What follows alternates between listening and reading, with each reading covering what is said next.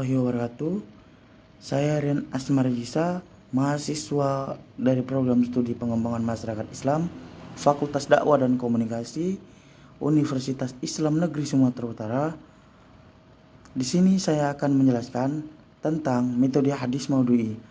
Adapun dosen pengampu mata kuliah hadis tematik adalah Bapak Haji M. Iqbal Abdul Muin LCMA. Adapun metode-metode untuk memahami makna dan kandungan hadis sebagai berikut, yaitu yang pertama adalah metode tahlili. Adapun yang kedua yaitu adalah metode ijmali, dan yang ketiga yaitu metode muqarron, dan adapun yang terakhir yaitu metode maudhu'i. Baiklah, pada metode yang saya bacakan tadi, saya akan memberikan sedikit penjelasan tentang apa sih metode maudhu'i itu. Baiklah, adapun yang akan saya jelaskan di sini adalah yang pertama yaitu pengertian metode hadis maudhu'i. Adapun yang kedua yaitu menurut ahli metode hadis maudhu'i. Adapun yang ketiga yaitu kelemahan dan kelebihan di dalam metode hadis maudhu'i. Adapun yang keempat yaitu kajian ilmu terbagi menjadi 3 kajian, yaitu ilmu kajian al-mustalah al-hadis, kritik sanad dan kritik matan. Adapun yang terakhir yaitu langkah-langkah dalam metode pemahaman hadis maudhu'i. Di sini saya akan memberikan sedikit penjelasan tentang apa sih hadis maudhu'i.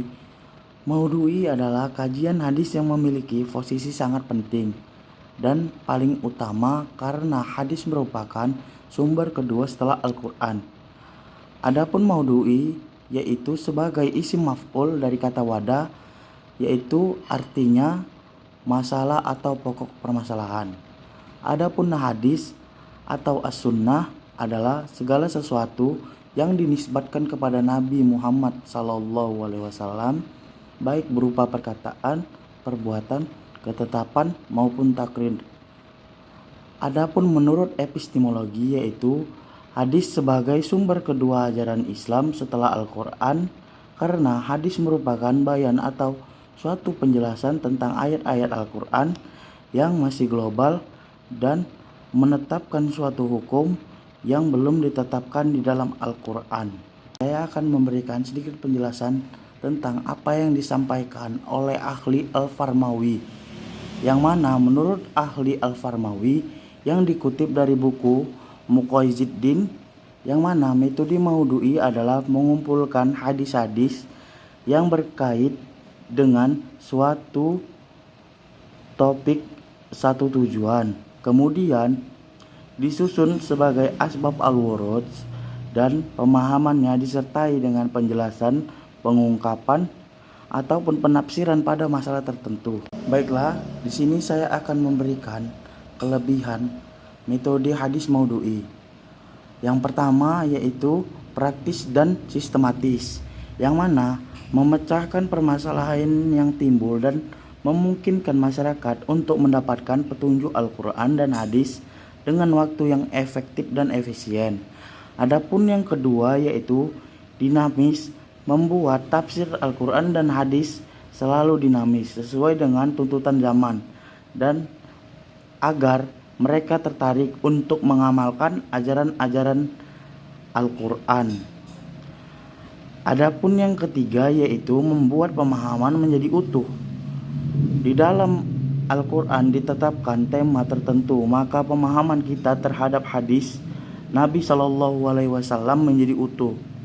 Adapun yang keempat yaitu penjelasan antara hadis dalam metode maudhu'i bersifat lebih integral dan kesimpulannya yang dihasilkan lebih mudah dipahami dan dimengerti. Ini saya akan memberikan sedikit penjelasan tentang kelemahan metode hadis maudhu'i.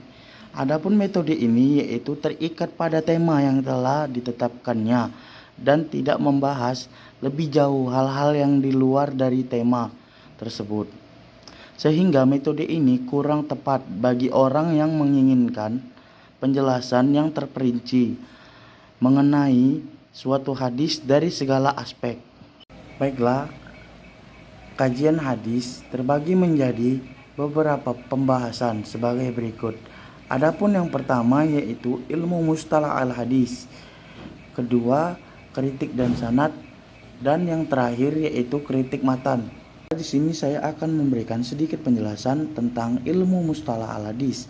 Ilmu mustalah al-hadis yaitu ilmu yang sebagai penentu tingkatan suatu hadis masyhur, sahih, hasan tidaknya hadis tersebut. Adapun yang kedua ataupun yang terakhir yaitu ilmu yang mengkaji tentang sanad dan matan sebuah hadis untuk menentukan apakah dia valid atau tidak, dan untuk membedakan suatu hadis yang mana yang berderajat sahih, hasan dan dhaif. Setelah adapun kajian pemahaman hadis yang kedua yaitu adalah kritik sanad. Kritik sanad meliputi kegiatan ijbar berfungsi untuk mengetahui seluruh periwayat yang terkait dengan hadis yang sedang diteliti. Yang kedua, pengetahuan tentang sejarah hidup riwayat.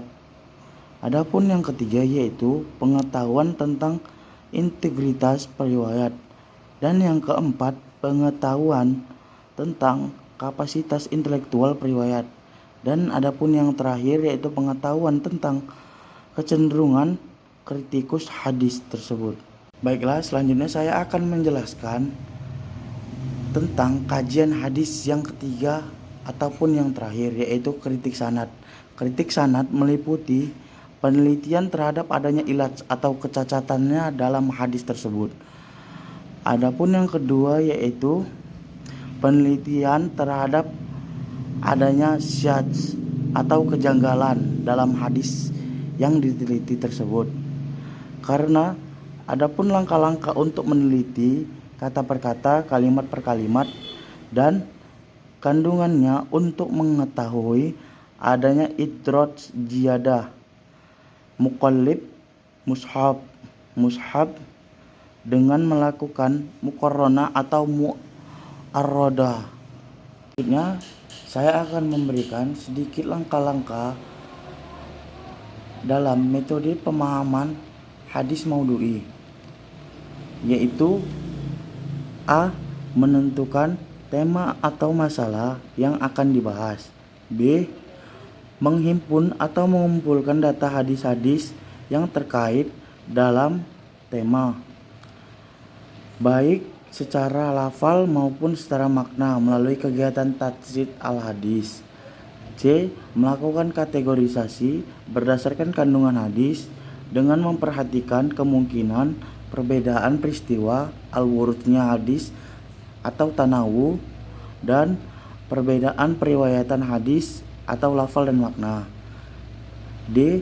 Melakukan kegiatan idbar dengan melengkapi tema sanad.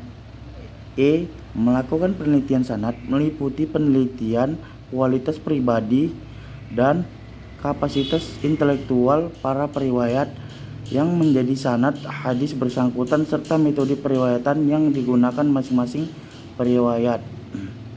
F. Melakukan penelitian matan meliputi kemungkinan adanya ilat atau cacat dan terjadinya syadz atau kejanggalan. G. Mempelajari tren-tren yang mengandung pengertian serupa sehingga hadis terkait bertemu pada suatu muara tanpa adanya perbedaan dan kontradiksi, juga pemaksaan makna kepada makna yang tidak tepat. H. Membandingkan berbagai syarah hadis dari berbagai kitab-kitab syarah dengan tidak meninggalkan syarah kosakata, prasa, dan klausa. I. Melakukan pembahasan dengan hadis-hadis atau ayat-ayat pendukung dan data yang relevan. J. Menyusun hasil penelitian menurut kerangka besar konsep atau grand konsep sebagai bentuk laporan hasil. Itu sajalah yang bisa saya sampaikan tentang sedikit penjelasan mengenai metode hadis maudhu'i. Semoga dapat bermanfaat bagi teman-teman. Jangan lupa like, comment, and subscribe YouTube ini teman-teman. Sekian, wassalamualaikum warahmatullahi wabarakatuh.